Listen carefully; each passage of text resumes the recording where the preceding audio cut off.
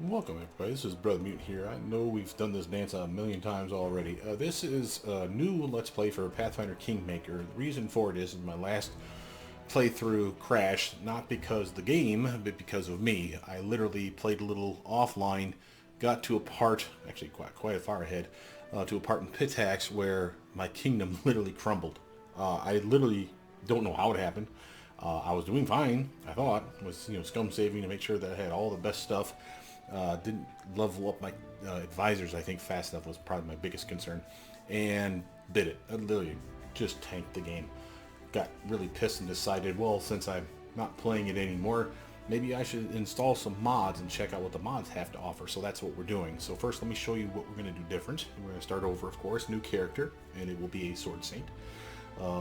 I have a turn-based combat mod, which makes it more like pen and paper, which means we can't scum save and do the what do you call it, the kiting moves that I normally employ to level a character up solo. Well, that's okay. I don't mind. Actually, turn-based combat makes this infinitely easier. It's super fun. And again, since it is more pen and paper, in line with pen and paper, I'm kind of a fan.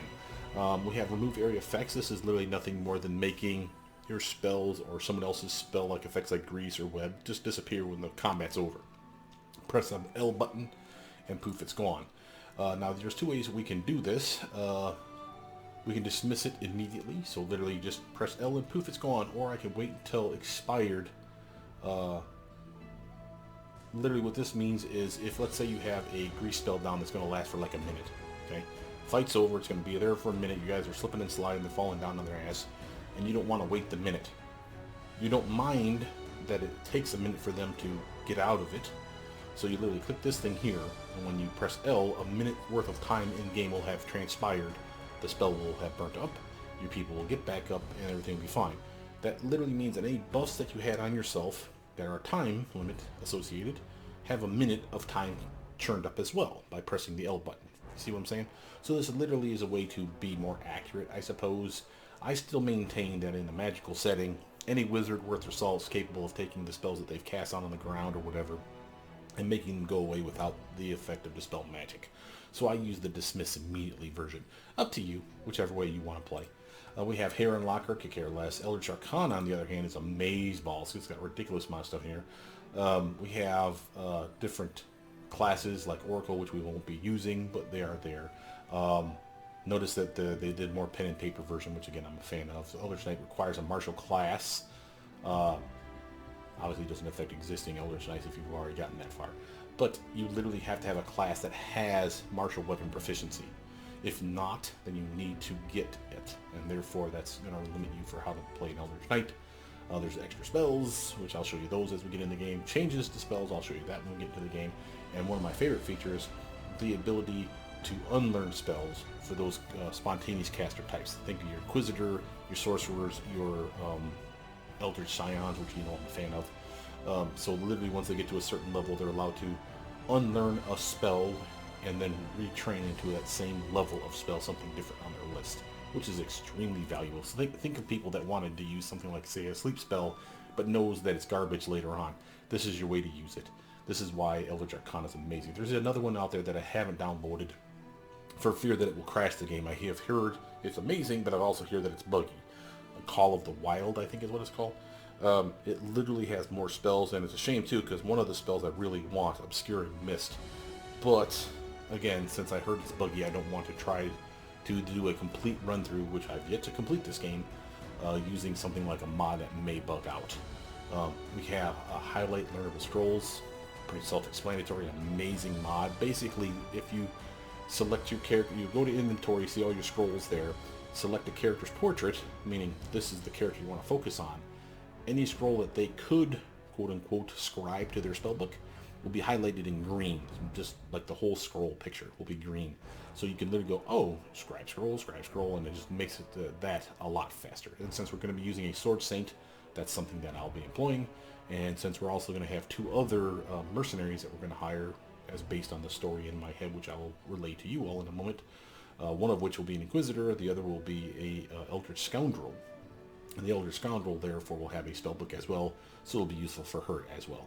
So I'll show you that when we get into the game proper. Camera rotation, that's just another mod that's really nice where you literally can do a 3D rotation of the camera, so instead of the fixed setting, so when you can't really see stuff, you're like, hey, what's in that corner? Did I ever check that? This allows you to rotate it if you want to. I don't use it that much, but it is there. Bag of tricks. Now this is a cheat, so to speak. Extremely useful though.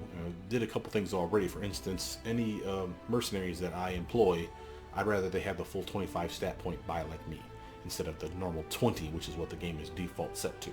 So this is the way to do that. A couple other things we're going to do with this. For example, I gave my main character, Dorraj, the Sword Saint, every level 1 spell in scroll form so that he can scribe a spell book. I'll explain why in a moment, and 1 level 2 spell as well. And again, I'll explain that when we talk about the character. So again, we will use these, and I will show you some tricks with this as well, for like if you want to search for a specific type of weapon to see if, maybe, hey, I want to make a Sword Saint, but I don't want to make a typical one. I want to see if the one can do it with a Dwarven War Axe or some such. Well, I can show you how many Dwarven War Axes are actually in the game, and there's not many. So again, this is really useful for stuff like that. You can kind of pre-plan your builds a little bit using the Bag of Tricks. And of course you can even cheat by gifting yourself the weapon or the gear. I'm not going to do that so much. I don't mind finding it, but again, there's reasons for me to want to do certain things. So I want to show you that in a bit. But we're actually going to, I made my character, so let's load the game. So here's Dorraj, our Sword Saint, and he's ready to rock and roll. We'll do the intro and a little background chat as well about his story before now. Our story started at the mansion of an Aldori sword lord. Drawn by the promise of a most dangerous task and a commensurately huge reward, heroes of all stripes gathered here.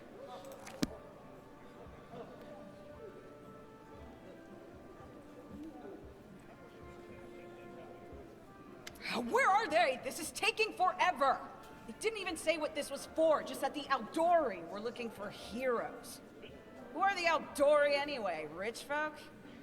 If you can't be patient, no one's keeping you here. Just go back to your mountains or whatever hole you crawled out of. The Aldori Sword Lords run the premier school for the dueling arts. They're also the richest and most influential group in this part of Brevoy. Take that tone with them, and they'll teach you some manners pretty quickly. All right, you purple toad, just shut your trap. And if you can't, I'll help you. Hush! Quiet! They're coming.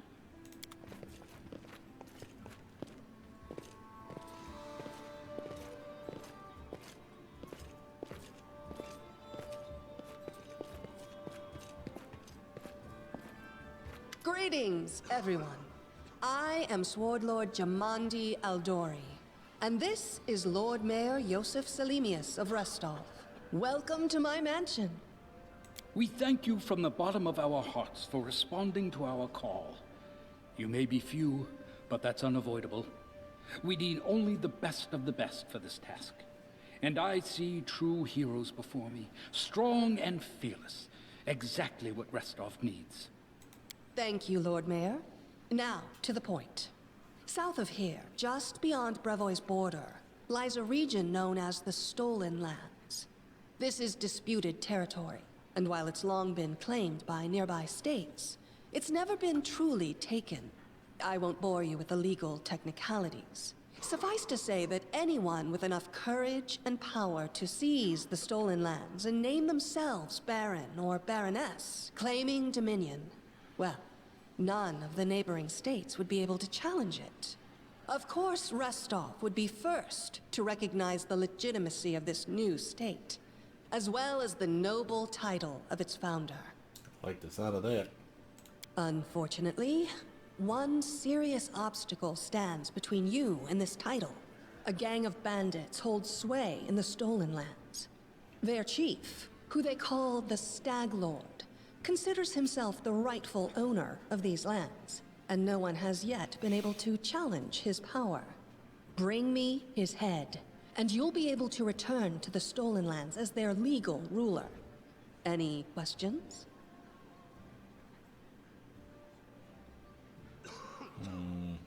I'm actually going to play this game like I think I should. I'm literally going to pick things that make sense to me, that fit for my character thematically speaking. So it's going to be a little different than my normal playthrough. However, having said that, there are going to be things that I do change up. For instance, let's give you a quick one-up. I do a lot of scum saving. For those of you that are interested in that kind of gameplay, move on. That's fine. No harm, no foul. I'm going to limit the scum saving this time in a couple ways. One, I'm going to do a self-imposed limit of 3 chances per thing that I want to try. Let's say I'm trying to pick a lock. I know there's treasure inside. I'll try to pick it. I fail. I'll scum save. I'll pick it. I'll fail. I'll scum save. I'll pick it. I'll fail. Well, then I'll just move on. If I level up or someone else comes along that can pick it for me, I'll feel free to go back and do that. There's nothing wrong with that. But having said that, I'm not going to be an idiot either. If I pick it and fail and I check the log when I scum save it and realize I'm never going to pass it, well, then I'm not going to keep failing to check 3 times in a row just to say, well, I tried, and move on. No, I'll walk away, come back later. Same with like athletics checks and ability checks, things of this nature. The thing I will scum save without fail, 2 things. One, no party wipes, obviously. I want to complete the game. The other, I won't do, or I will scum save like crazy when it comes to kingdom management, because it's what cost me the game last time, and it really pissed me off, so I need to be really, really careful. I don't mind being diligent about it and paying attention to it. I have pieces of paper here and pens. I'll write it down, make sure that I'm coming back at the right time of the month to put in a new advisor and what have you. I know there's mods out there, for those of you that are interested, I know there's mods out there that will allow you to always pass, like with a success or like a triumphant success every time. I don't want to do that either. That seems weird. Not that I'm considering that cheating. I mean, it's going to be the same effect of me scum saving until I get a success or a triumph, but I just can't make myself do it. I do want to pass. I do want to pass reasonably legitimately. Having said that, there's going to be other times where I'm just going to be like, nope, sorry, I didn't want that. And I'll go back to an earlier save and fix a problem, like where I went to a room without emptying the treasure from the last cave or some such. Nope, I'll go back, flash back to that spot, empty it like I should have, and then leave. So there will be some differences there. A couple of things that will be different you'll notice when I play will be, someone mentioned on a Reddit forum, for example, people were complaining about how easy the game is. Even on hard mode, they rolled over and stomped everything to death. And they're like, oh, this is easy. And the guy or girl said on the Reddit post, they said, oh yeah, try it next time on last Islante mode, where you basically have one save and that's it. They also suggested, which I'll never do that, they also suggested, why don't you shut off pause every time you detect a trap, because that's the default setting.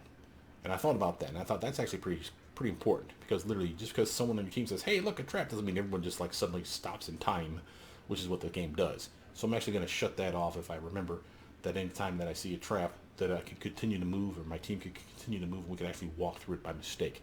Yes, I want that XP, but you know what? In the real quote-unquote D&D world, you wouldn't have been able to do that anyway. So again, I'm pretty cool with that. So we'll do stuff like that. And we're going to have 2 other adventures that come with us. Let's get through this. I'll tell you Dorraj's story and how those 2 other adventures come into play. So what rewards can we expect exactly? And what reward would you seek beyond a noble title and your own lands? Those aren't pretty good. We'll absorb the costs of preparing and equipping your expeditions. Once you return victorious, Restov will also allocate you a significant sum to provide financial support for you to establish your country.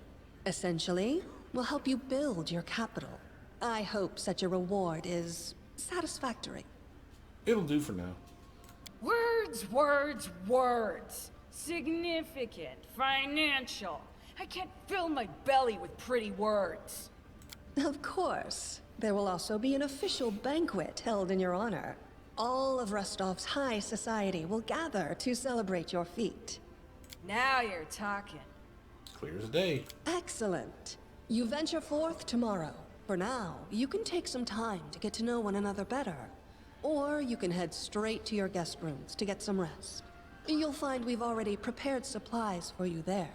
And thank you again for agreeing to take part in this expedition. I wish you luck.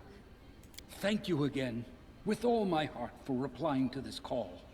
The flare in your eyes reveals your courage, the unshakable will that distinguishes true heroes. I look at you, O champions of Restov, and doubt not for a second that you'll be victorious. So venture forth toward your feet. Go, and return in triumph.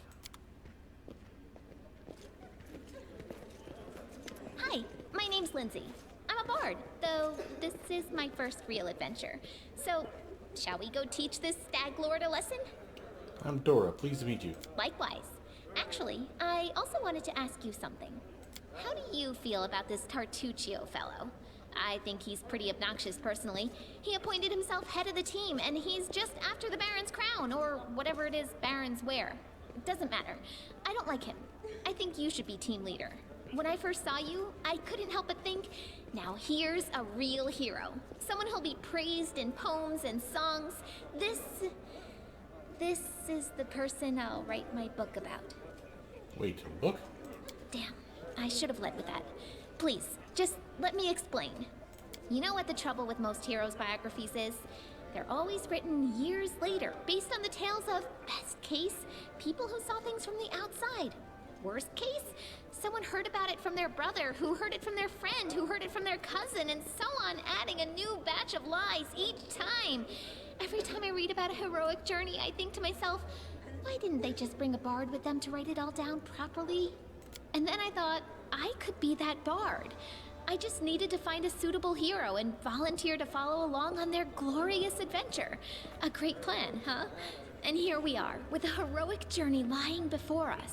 Who's going to be the hero? Some dwarf who keeps muttering about how we'll all die? Or maybe that horrific scythe lady? Or, God's forbid, Tartuccio? No way. Not a bad plan. It's settled then. I'll accomplish the feats and you'll write them down. Deal. All right. I'm going to my room to write about tonight. See you in the morning. Okay, let's actually talk a little bit about our character since you didn't see me build him. Let's go to the character sheet.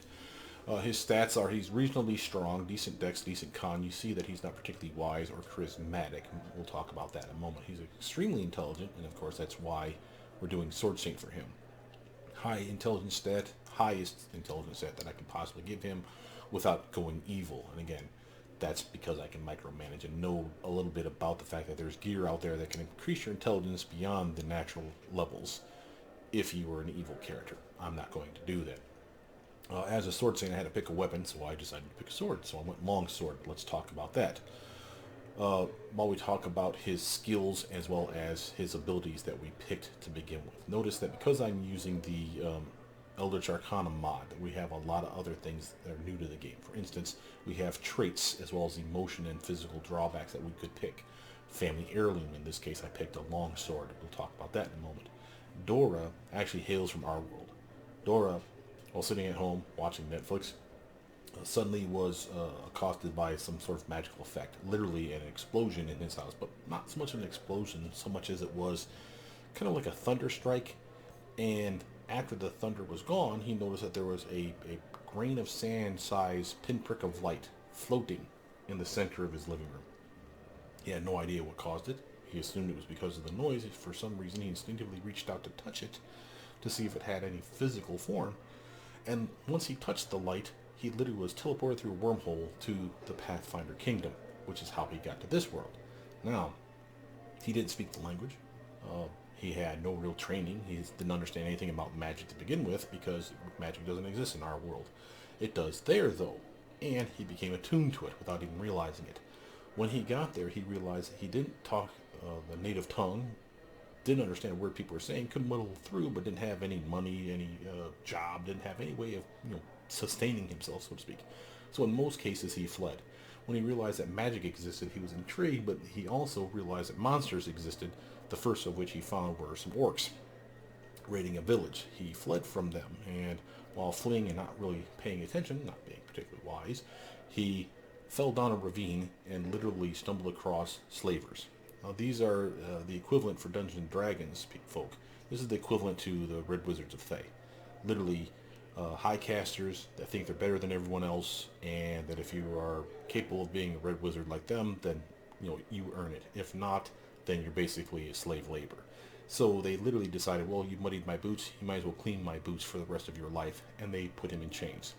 They sold him at market, and he was bought by a couple, literally a father-daughter team, both casters in their own right, a relatively new established family in this area. These families work on casters kind of like the rich. It's inherent that they're going to be wealthy, and it's also inherent that they're famous. So if you want to think of analogy to our world, think of marrying into wealth, or marrying someone famous, or family of famous people, no less. And that's basically what the hierarchies are in this city. So they have a chip on their shoulder. They kind of look down their nose at Dorraj because he's anything special. They, of course, had him tested to see if he was capable of magic. Turns out he was, which he did not realize. He didn't have any skills, certainly didn't have any training in it. He wasn't a spontaneous caster, which means he wasn't a sorcerer or had some sort of bloodline like an Elder Scion that was capable of allowing him to just straight up cast without any actual training. So he would need actual training, which they paid for. He was so bad at it, they realized that he was never going to be a wizard. He couldn't even learn all the cantrips. Because he was so bad at it, and because they didn't want him to escape, they decided that he would never have a spell book, even though he needed one. So what did they do? Well, they have a technique that allows them to ritually scar a spell basically into your flesh. Using magical inks, they can basically scribe a scroll, if you will, into your flesh of up to a total of 18 caster levels worth of magic you can have on your body at any given time. So this was his spell book. They literally gave him every spell that a sword saint could use, level 1 spell, that's 16 of them. And then they gave him one level 2 spell, even though he couldn't use it. The father was preparing for in the future when he could actually use it. So he will start off with every level 1 spell, which I will gift him through the Bags of Tricks mod, as well as a level 2 spell as well. We'll just give him a scroll, and when he broke free from these slavers, he was able to literally come to this kingdom, find a magic book proper, and scribe the scrolls from his tattoos back into a spell book proper, losing the tattoos in the process. Now, this game doesn't actually have the ability to do that, so again, we're kind of fudging some things here. But let's talk about his life before he came here. When he became a slave, he was literally not physically as strong as he is now, certainly not as agile or as fortified as he is constitution-wise. He built into that over time. Like I said, they treated him poorly, they whipped him, they beat him, they basically trained him, or had him trained, in the use of magic. And the spells that they really insisted he uses were the ones that were less combat ready. Despite this, he became very proficient in evocation spells. So when you look at his feats, you'll actually see that he has a spell focused in evocation. Because all slavers want to make sure that they have control over their slaves, he has a spell vulnerability that they built into him. He is susceptible to abjuration spells. Basically, they allows them to cage him with their abjuration spells. Also makes him susceptible to the cold, and that's important because in the city that they're from, the neighboring area, the city itself is magically controlled environment, and therefore a nice, decent temperature year-round outside of the city limits, though it's a harsh, cold environment as they're up into the mountains. So even if he were to get away, it's unlikely that he would survive the long trek back to society, so to speak. So this was a way to help control them. Not the only way. The other way was to use their mage tattoo that they literally had branded into his head that matches the father's and the daughter's, but like an inverse version of it. The father and the daughter has the slave owner's tattoo, and he has the slave tattoo. As such, with a simple thought, either of them could cause his flesh to burn as a way to control their slaves. This is something that was in Pathfinder, the actual pen and paper version of the game. So this is how they would control him and make sure he didn't go crazy and like try to kill them, as well as limiting his access to weapons and spells. On that, how did he actually get a weapon? You notice that he started off with a couple. We're actually going to switch him to just one-handed for this cold iron longsword. He actually realized that he had no armor. They weren't going to allow him to have armor, so he trained himself to not only learn their language, but to understand the magic that they were scribing into his skin. So when he did escape, he could actually make his own spell book, but also train himself in the use of a longsword. This cold iron longsword +1 was hanging over the mantle in the mansion. He was basically their slave, but also kind of like their butler / maid. So he was always cleaning and cooking and putting wood into the fireplace. And that's when he noticed this antique sword above the mantle. that just sat there. And it wasn't reasonably maintained, but he was to polish it and to, keep everything else looking tidy. When they weren't looking, since he had access to the house in the middle of the night, he would literally sneak away, take the sword, and practice every night. When he finally got the idea that he could escape, he took the sword with him. Hence, it's the heirloom that he has with him at the start of the game. Now, how did he escape? Well, first, let's talk about how he figured out he could escape. Remember, he has that brand in his forehead, or he did, and he had to figure out how to get rid of it. So the obvious choice is to cut it out, and that's not something that was going to happen. But he made friends with other slaves in the area and found another slave, young woman, more of a child really. She had one as well, not quite the same as his, but it was the same general principle. Her owners had the inverse version, and as such, they could cause extreme pain with hers as well. One day, she was running feverishly away from the village and knocked over Dora. Dora saw the tattoo on her forehead fade and didn't understand how that happened. When he looked past her shoulder, realized that her owner had a heart attack and died.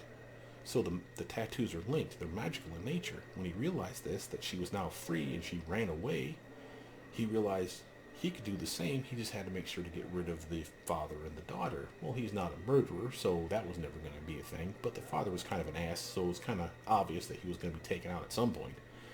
So he bided his time and decided to wait to see if he could ever be prepared to leave. So he made sure that he was ready to flee at a moment's notice. Certainly, the worst happened. The father decided the daughter should marry another man from a wizard from another family, which was commonplace. She had no problem with it, but he did, and so did his family. The young boy in question was extremely gifted, but the whole family was gifted as well. And again, the more casters in your family, the better off you are, so to speak, in this realm. So they looked at the father and the daughter, who were casters, and they were the only two casters in the family, and said, "You're basically trash," kind of like the equivalent of muggles, I suppose, and decided that these mudbloods weren't good enough for them. So families did like families do. They argued, they quarreled, and got a little heated, and before too long, fireballs were being thrown from castle to castle. The way the father died, ironically, was he was getting ready to cast a fireball spell out of the window towards the oncoming family of wizards attacking his house. And the house had already been sieged, and some rubble was falling down. As he was deciding on the location for a spell, the rubble happened to fall within his vision, with his point of view, and as a result, he ended up casting it on the rubble instead of outside the window. So the fireball detonated right there on spot at point-blank range, killing the father instantly. Now, the daughter survived. She actually wasn't in the room at the time. She was actually doing something else. When she found out that her father, her only surviving family member, had died, and it was now all alone, she was so distraught that she threw herself from the ramparts and killed herself. Dorraj was out doing chores at the time. When he came back, when he heard the noise, the ensuing battle, he came back, found the daughter died, immediately realized what had happened, looked for a reflective surface, realized that his tattoo had faded and disappeared, so now he was technically a free man. Now, of course, they would recapture him and sell him probably to the family that just won the house. So what did he do? He ran inside into the fire, braved it as best he could, and found his cold iron longsword and took it for himself and then fled. He left the area. When he left the area, he made a vow. He was literally scrimp and save. He became basically street urchin, which is why he has things like social traits of child of the streets, where he basically learned to pick pockets and hide and stealth a little bit, and basically kind of be a thief without being a thief, so he could scrimp and save and get out of the area. Remember, he didn't have a job. He wasn't paid as a slave, so he basically had his pants, his shirt, and maybe, if he was lucky, maybe a belt, and he had a family heirloom that he didn't want to sell because it was the only way of protecting himself. He didn't even have a spell book. He had spells scribed into his skin. So he became very envious of these rich jackasses, and as a result, he has this mental trauma where he feels like he must have more money. He saw extravagant expenditures from this family that he was slave to. They would literally just shower their friends with gifts for no apparent reason because they had the money and could do so. As far as the slaves were concerned, though, they were scum because they would barely feed them. They was like the scraps from the table thrown on the floor. So he vowed that he would never be that person again. And he was trying to track down his friend, the one that literally fled, that we just mentioned a minute ago. This is why he left the area. Just before he left the area, he'd found out that she was murdered before she managed to get out of the area. And at that point, he decided he had had enough and decided to leave. So he took what little money he had saved up, rented a passage on a boat, and headed over to where we're at now. Part of the reason that he's a world traveler and his perception has gone up as a result. Now, having said all that, that explains the bulk of what he is. Why he is a sword saint. Again, the fact that he didn't have armor, he had to be sharp enough to realize that he didn't have armor, therefore he needed to protect himself other ways. He just became a sword saint as a result. Now that is our character in a nutshell. Notice again that I have spells that I am going to describe. These are the ones that are left over. But first let's talk about the spells that he did have given to him, where they commonly used every day. Burning Hands, Enlarged Person, Reduced Person, Expeditious Retreat, Crease, Shield, and Vanish. He had access to those, and then of course these other ones we're about to describe. So he to his official spell book, but in his flesh. And the reason for this was because they gave him the ability to set things on fire. He was to maintain the kitchen. He was to maintain the stove as well as the fireplace in the living room for the family, and to be able to spontaneously set things on fire was extremely useful. Enlarged Person, for obvious reasons, he's already strong, but why not be stronger and taller? You need to hang that picture up real high and get a ladder. You just make yourself bigger. Same with Reduced Person. He was to clean things in the house as well. Remember, he was kind of like the maid / butler, so he needed to climb underneath things like the piano so he could clean it. So they would just let him shrink himself down in size, and he would do the dusting that he would need to do and the sweeping that way. Things had to be fetched quickly. Whether it's reagents for their magic, whatever, or food for the house, or whatever else they needed him to go grab from the town and come back. Expeditious Retreat was extremely useful in this regard. Of course, plenty of times when they're using machinery in the house, whether it's in the house or in the fields, they would get jammed up or rusted or whatever. Grease spell was extremely useful for this as well. Shield and Vanish may seem like odd choices, but hear my logic out on this. The locals, remember, this whole town, this whole city, was literally based on magic, so it was a magocracy, and as such, many casters just willy-nilly whipping out spells just to show off wouldn't take but an obvious look of disgust or scorn from a slave, or a slaver, or someone else of royal noble birth in the area would just decide, you need to die and cast a magic missile spell. So they gave him the ability to protect himself from such things. Vanish, on the other hand, is a little weird. Why would you give a slave the ability to turn invisible and get away from you?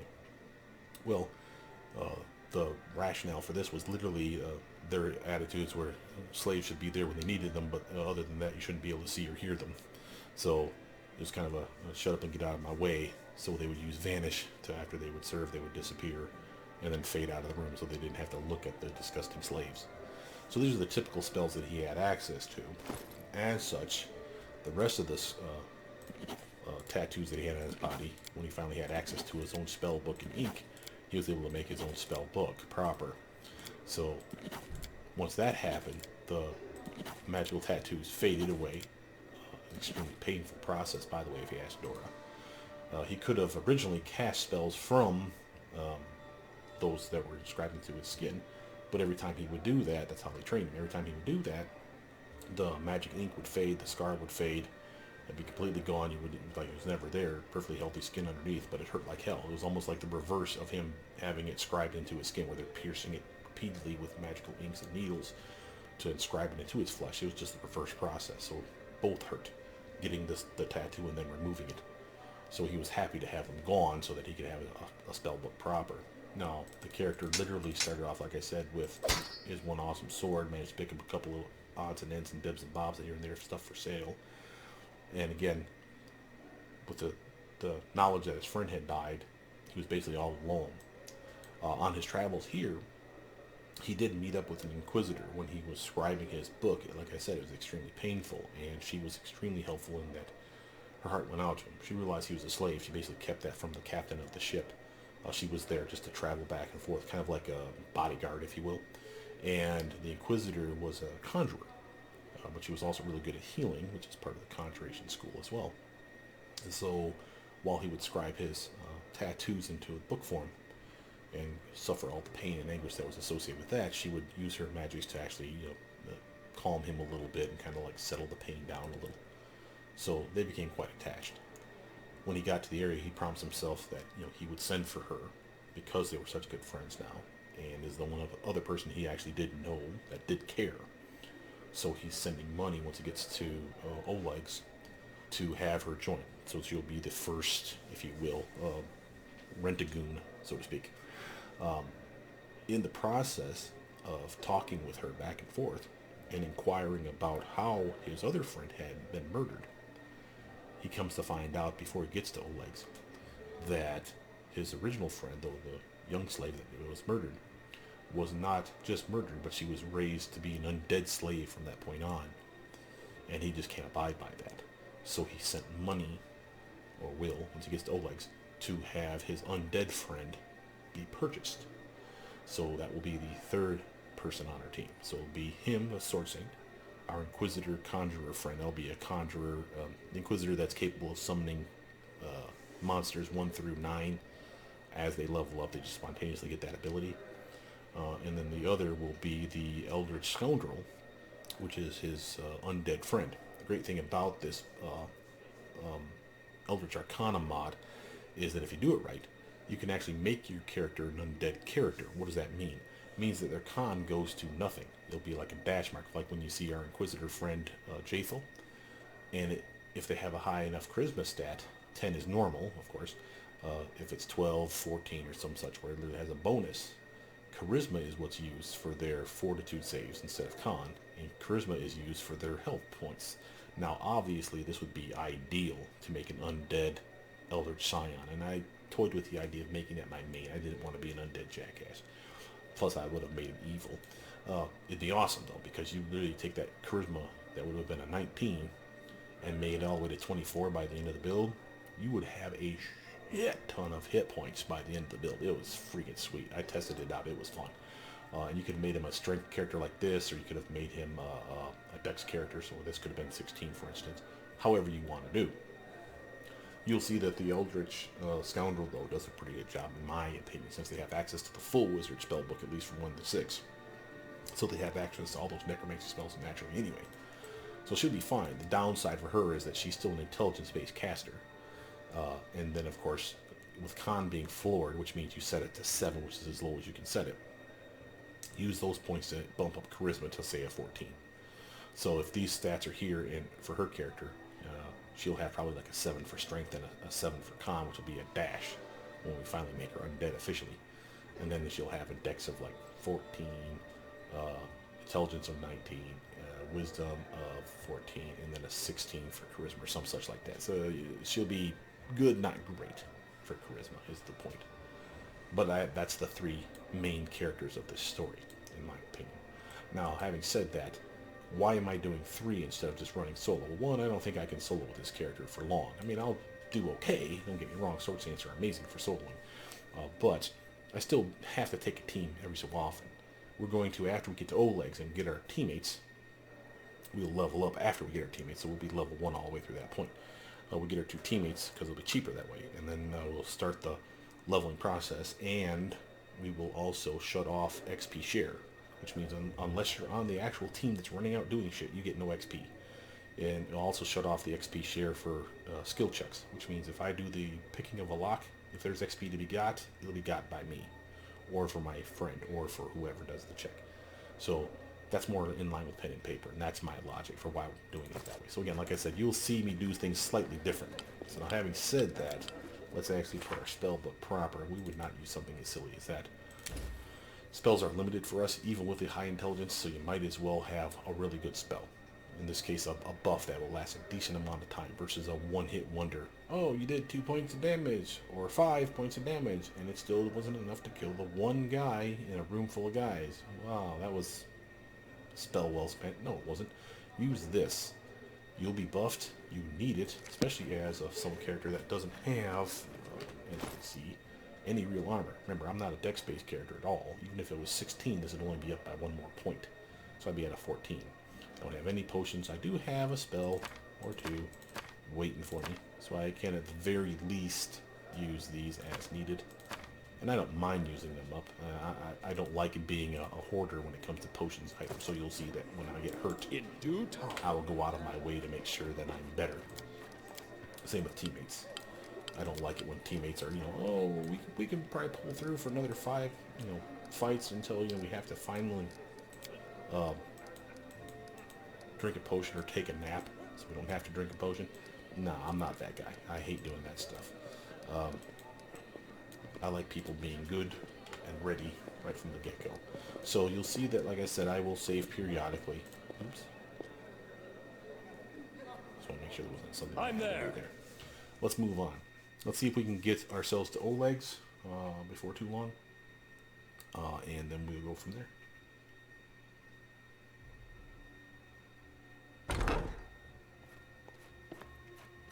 Help! Help! Lizzie bursts into the room. She looks scared. Her face is smeared with soot, and she holds a weapon in her hands. What's going on? The mansion's under attack. We need to help. Some villains broke in and started killing everyone. I barely made it. Hurry, we have to help the guards fight off the attackers, or we'll all be cut down one by one. As if to increase, and Lizzie's words, a scream echoes from the hallway. So, you may wonder why I made a sword saint with a longsword. It's not the ideal weapon. Their life ends here! First off, you should know that, I have looked into the weapons that are available in the game. So again, this is a little metagaming, kind of cheating a little bit. But I do happen to know there's only like 2 or 3 different types of weapon that give you extra armor. One is a longsword. It's hard to get it. It's called Perfection. It's an amazing sword. It's a masterwork weapon from one of your craftsmen, so you won't even find it. They will just make it for you if you do the right thing and spend enough time, basically, waiting for it to show up. So it's going to be late game. I have no doubt in that. The other that can give you extra armor class is daggers. There's a couple of daggers out there that give dodge. One that gives +1, one that gives +3. It's a lot. But daggers also suck in that they're not good for damage, and they also have that crappy crit range of 19 and 20, much like my longsword.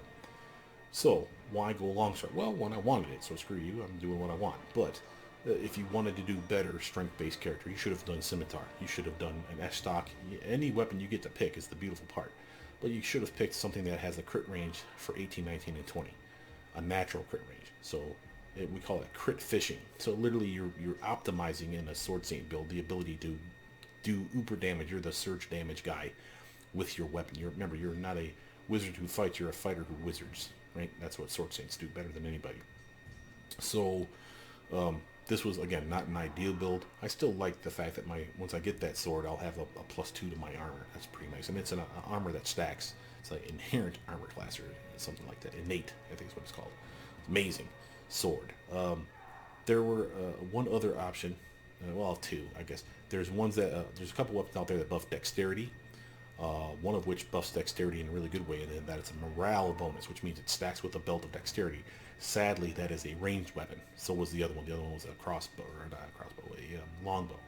The one that's a really good morale bonus to dexterity, for those of you interested, there's I think it's called Carefree Hunter. It is a ranged sling staff, which means it's a strength-based sling, so you can shoot it farther. It's basically a big staff with a pocket. And I think of like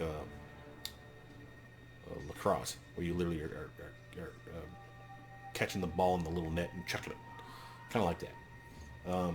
So it's a strength base, but still dex base to hit, strength for extra damage. Really, really nice if you wanted to make an Eldritch Archer. I'd probably honestly go for that. Because again, a +4 to your dex, that stacks with a +8 belt. That's a lot of extra dex, and more armor, and more swing potential. So again, there's a lot of pluses there. The only other way that I can think of, since remember our intelligence increases our armor, not only our intelligence modifier, but of course our levels in sword saint, and since we're going purist, we're going all the way to 20, we will never have an intelligence modifier of +20, which is a shame because that'd be freaking awesome, but we're not gonna. But you can get it pretty high. I can get mine to, let's see, 19 to 24 will be the end, and then another 12 on top of that, so 24 to 36. So 36 I think is as high as I can push it without dipping outside of sword saint, being a purist. So 36 minus 10 is 26 divided by 2, that's 13. So I think I did my math right on that. I get like a +13 to my armor class by level 13. Well, not 13, no, sorry, by the end of my build. This is pretty high. That's a lot of armor. But remember, that's dodge armor, which means you can be caught flat-footed. There's ways around that, though, too. And, of course, our dex armor stacks with it. So, again, dex and intelligence are usually the go-to for a sword chain. So we're not doing that right either. But there is a weapon out there that will buff your intelligence. There's only one that I've seen that buffs your intelligence. And it is a profane intelligence buff. What does that mean? It means it will stack with the magic hat of intelligence plus 8. Because again, that's an enhancement. Not a profane buff. It's an enhancement buff. Remember, the different names usually means that they will stack. So, with that profane staff, which is an evil staff, you have to be evil to wield it. That'd be a pretty good character for Sword Saint. Downside is staffs suck. They crit only on a 20. So, really weird idea. Better for that profane staff to be for a wizard, obviously. An evil wizard is what it was made for. So, like I said, there's not a whole lot of ways to buff my armor with the weapon. Daggers or longsword, and only one longsword at that. So, I went with longsword. That's my logic. Sorry for going off on a tangent here, guys, before doing any combat. I just wanted you to understand why I did what I did. Notice that we are under the turn-based combat now. As one of my mods is turn-based combat. I love this thing. This is amazing. We will not be able to kite with this, but we will be able to whip out on a target. It's pretty easy. And it makes micromanaging stuff, so all those spells that you normally hated, and the traps that you hate because you can't trust your team to do a good job. I do what I must. You can control everybody now. The only exception is you cannot control summons. So like if you summon dogs, or summon people, summon skeletons, you can't control them anyway. They'll still do stupid stuff. Good news is they don't seem to trigger traps. So yay, that's some good news. Bad news is they'll go places you don't even want them to, like into another room to start another fight. So be real leery of that. Let's marshal ahead.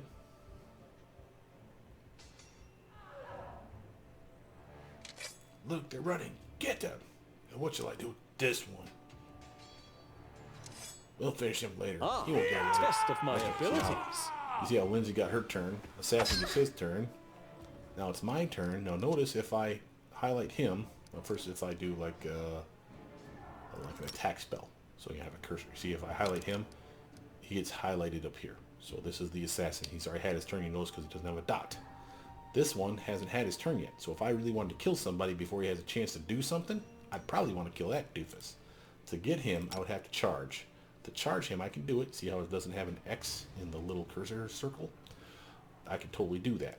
Notice that there's an X here, which means I can't charge him, but I can still go over and attack him. And that's probably a good idea still, too. He's already up in Lindsay's crap. And technically, we're flanking him. I don't know if that's technically true, because she's using a ranged weapon. I don't like her being meleeed while she's using the crossbow, though.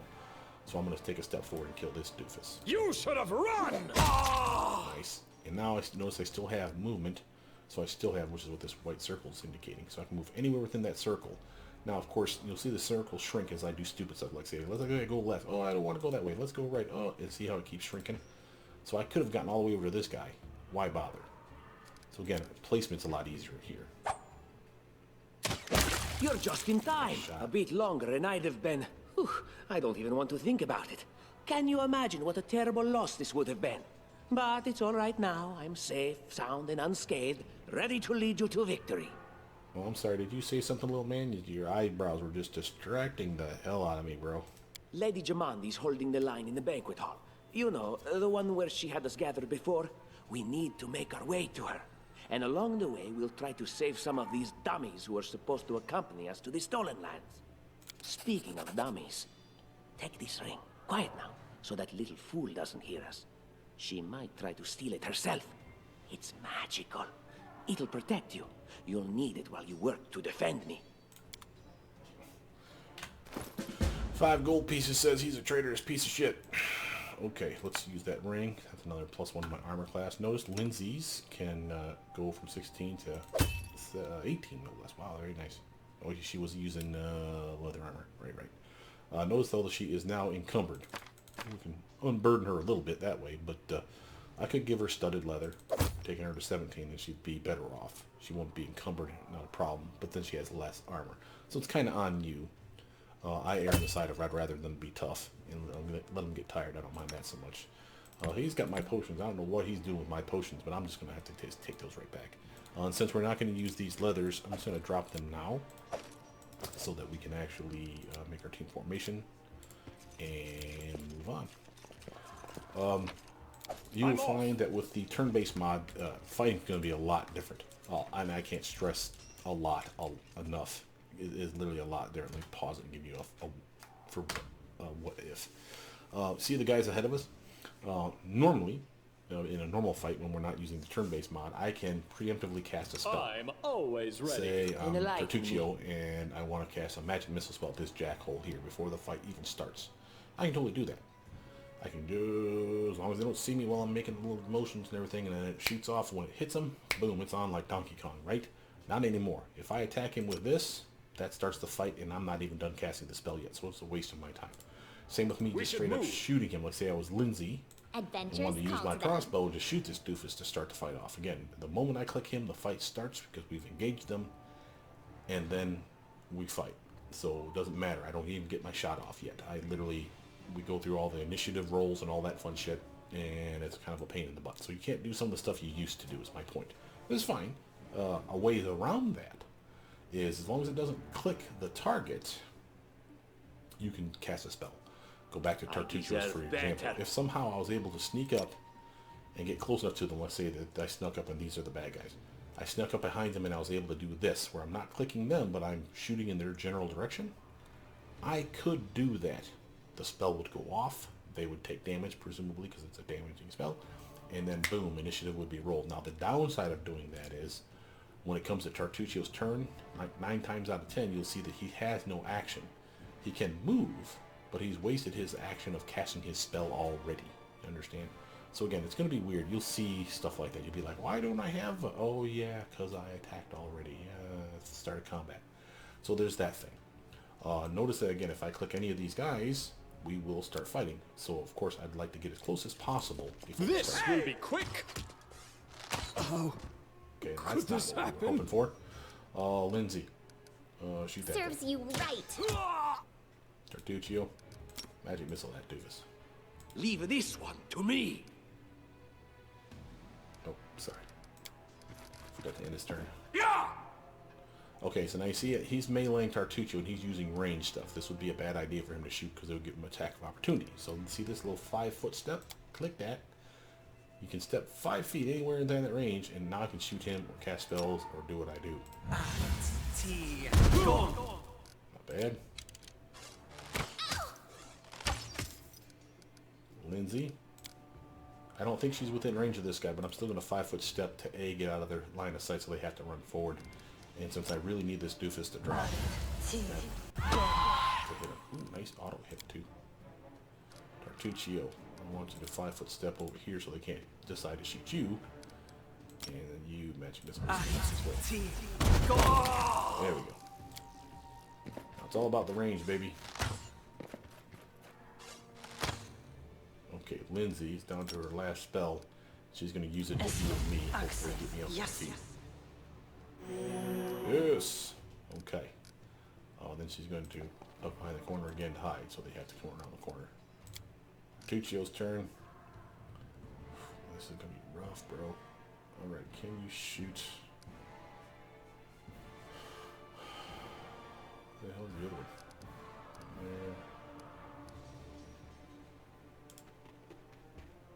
Just die already! Nope. No joy. Dorraj can get up. Strike! See how that wasted my movement? Now I can attack, but the downside is I can't really attack in the same combat round, I don't think. I'll literally walk to her and then literally just stand there. I can, however, try to shoot him. Hey, I'll take a crit.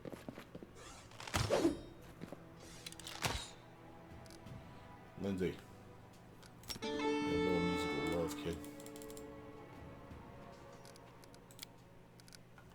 Tartuccio. Time to get my hands dirty again! Nice shot, buddy. Don't hold back! There we go. Didn't think we were going to make it, did you? No, I didn't. Okay.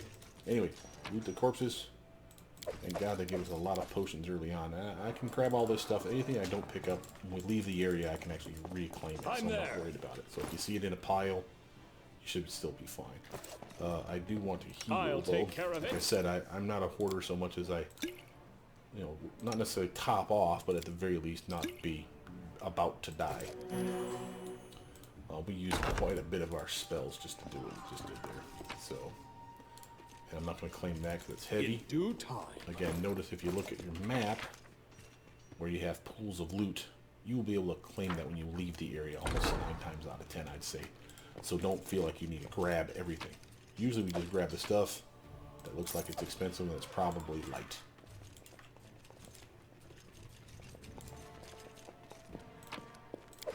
Ooh, look in the fish barrel. Hey, look, we found fish. Follow if you dare.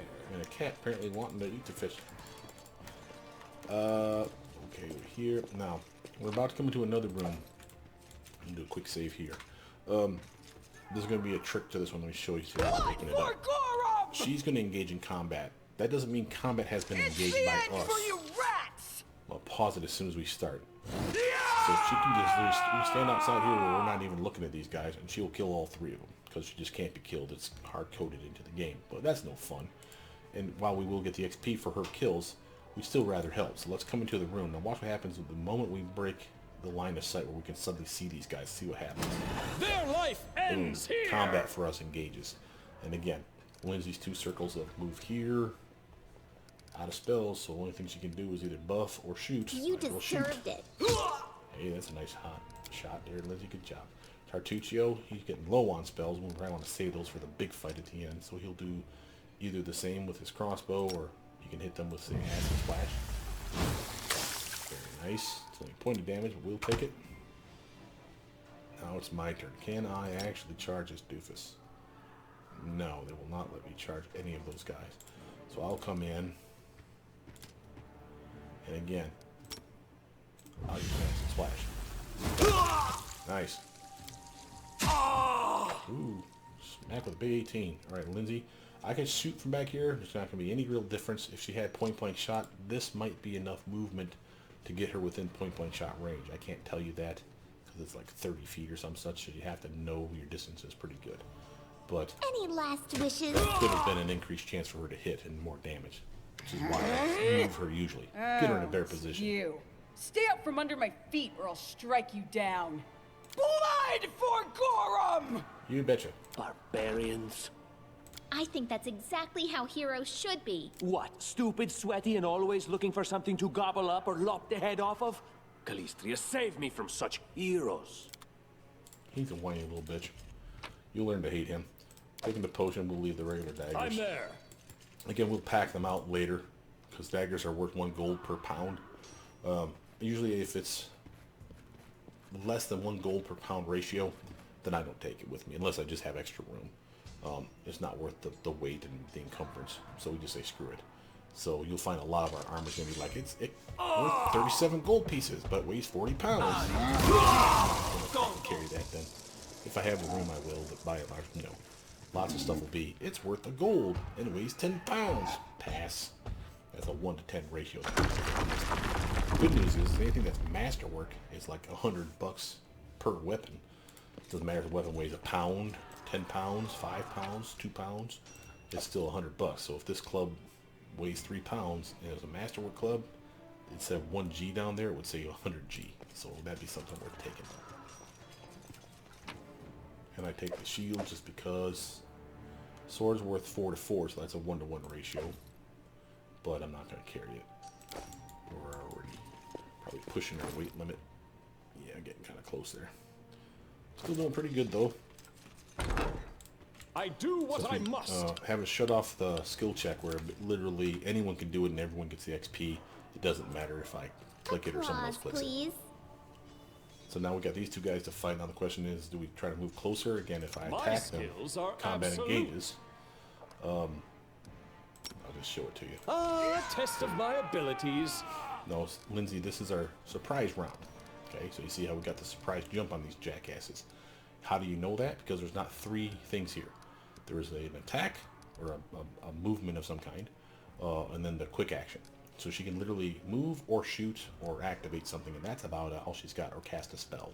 As long as it doesn't take a full combat round, she doesn't have an access to full attack. So she's going to shoot something. This is where I step in. Nice shot. And she has a tiny bit of movement afterwards. Tartuccio.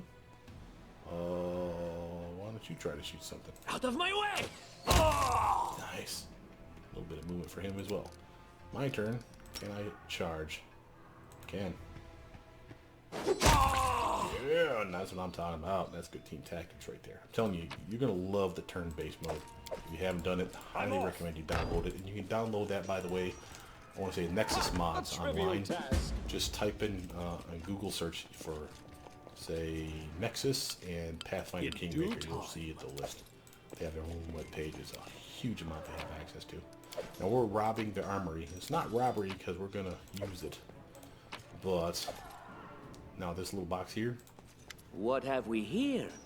This chest is full of gold. I guess it's for the guards' salaries, all things considered. Well, those freeloaders don't seem to have been working too hard for it. Maybe we should pocket it instead. This is your first chance of doing something that's basically alignment associated. Literally, it's your decisions in the game will impact later gameplay, which is one of the reasons I love this game so much. There's just so much in it. So if we steal it, if someone finds out about it, spoiler, they will, they'll hate us for it. If we don't steal it, and they try to call us out on it, we'll say, hey, we didn't steal that shit. We could have. We didn't do that. Oh, you're a good guy then, huh? See what I'm saying? So that does play a part in this game. Now, it doesn't mean you can't steal it. You can be that evil guy. You can have whatever alignment you want in this game and play towards that alignment if you want. Know, though, that if you start doing evil things, your team of good guys will hate you, and they will abandon you. So, kind of on you. So I'm a fan of the game. I'm not a fan of the fact that I could lose core players in the game for being an evil playthrough. They should have made it more seamlessly where, you know, Lindsay's a good guy, for instance. If I piss her off enough, I think she leaves. If that's true, there should be an evil equivalent to her in the game somewhere, where someone else comes along. It shouldn't have to be a bard, or they, I should say she. They don't have to be a bard. They can just be another evil version of whatever Lindsay does for the team, whether it's the face or the magic user or the whatever. So I think they should have done that, but kind of on them. What? No, we're heroes, not thieves. Who said we were stealing it? We'll just take the gold for safety so the assassins don't get it. And then we can heroically return it to Jamandi when this is all over. He makes it sound so reasonable too, doesn't he? No. No distractions. If you haven't forgotten, they're trying to kill us. Finally, a voice of reason. This is your clue that you've impressed a specific character. Do what you want. I don't care. It was just a suggestion. But there's a lot of money in that chest, and with all these bandits running around, it wouldn't be any better if they stole it. Now, having said all that, I'm there. and I hate to spoil the game for you guys, but having said all that, there is, I'm going to drop the heavy stuff, there is a problem with stealing that, in that if you get caught, which you do, spoilers, you don't get to keep the money. If you dare. So why even bother giving you the option? It screws you over, and I guess it's fine that you get ripped off instead of being able to keep it. I would have made the game though in a way where you said, fuck it, you still managed to pocket it, or like half of it or something. Like she didn't realize that you split it into two separate chunks of money, like my wallet and his wallet. Well, here's my wallet. Hey, give me your wallet back. So, you know, whatever. Oh, familiar faces. I hope you're not so frightened as to swing at every shadow. It's me, Jathal. I don't recommend advancing down the hallway, assuming you value your life, of course. There were a few people with me, and you can see what happened to them. And just how did they all end up dead while you don't seem to have a scratch? I'll answer but briefly and just once. Further scares and explanations will wait until we aren't being hunted by a group of assassins. Deal? All right. I'm undead. These traps are deadly to the living, but they're harmless to me. What do you mean undead? Really? Like zombies or skeletons or... As I said, further explanations will wait until later. All you need to know right now is that we're on the same side, and we have to fight off a small army of hired assassins. Let's get to it. She's so upbeat for the undead. I do what I must. We'll probably call it quits here in just a moment. I do want to show you one other thing. I'm putting her in the upper position because she has better armor than me. Look here. Notice that we did not pause when you see the trap. I wanted to make sure that you saw that. So I'm going to do a quick save here and then a hard save, and this is where we will start the next video. So we'll save game. Right there. With that, though, that's everything I wanted to show you guys today. My name is Brother Mute. Please like, subscribe, comment down below. Tell me what you guys think. Hopefully, we can do this playthrough right. This is, like I said, third time's a charm, guys.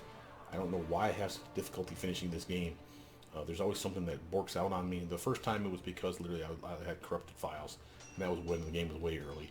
The second time, though, was definitely me, and I don't know. I had to read up on it now to make sure I understand how to run the kingdom better, because I do not want to put it on autopilot, because I hear you also miss out on some things if you do that, and I don't want that to happen. But with that, my name is Brother Mute. Please like, subscribe, comment down below. Tell me what you guys think.